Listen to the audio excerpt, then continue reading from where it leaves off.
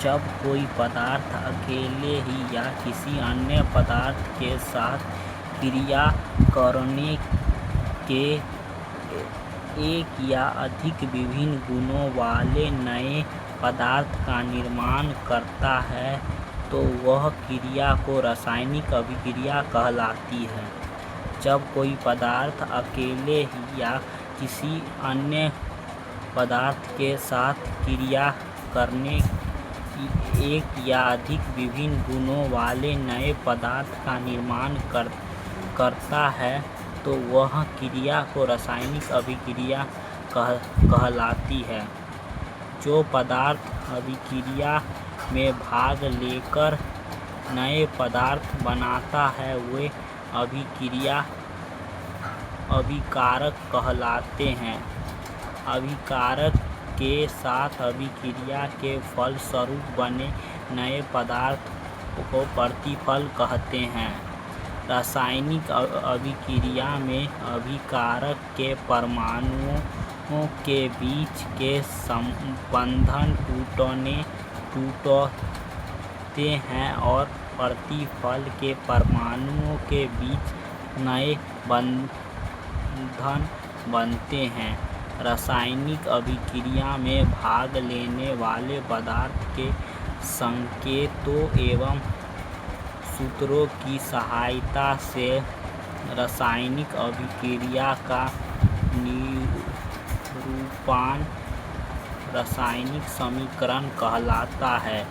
एक पूर्ण रासायनिक समीकरण में अभिकारकों के प्रतिफल और उनकी भौतिक अवस्था और उल्लेख संकेत द्वारा किया जाता है। जब समीकरण में तीन चिन्ह के बाईं ओर और अभिक्रिया एवं दाईं ओर प्रतिफल के प्रत्येक प्रकार के परमाणुओं की संख्या समान होती है तो तब वह समीकरण संतुलित समीकरण कहलाता है। असंतुलित समीकरण वह है जिसमें समीकरण के तीर चिन्ह के दोनों ओर तत्वों के परमाणुओं की संख्या समान नहीं होती है।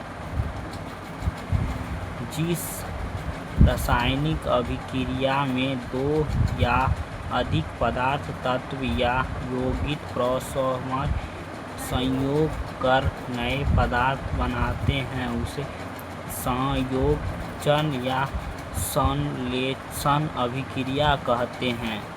जिस रासायनिक अभिक्रिया में किसी यौगिक के टूटने से को या अधिक सरल यौगिक बनता है उसे वियोजन या अपघटन अभिक्रिया कहते हैं। वह अपघटन अभिक्रिया जो विद्युत प्रवाह के कारण होती है उसे विद्युत अपघटन अभिक्रिया कहते हैं। मानव शरीर में भोजन का पचना अपघटन की अभिक्रिया कहलाती है।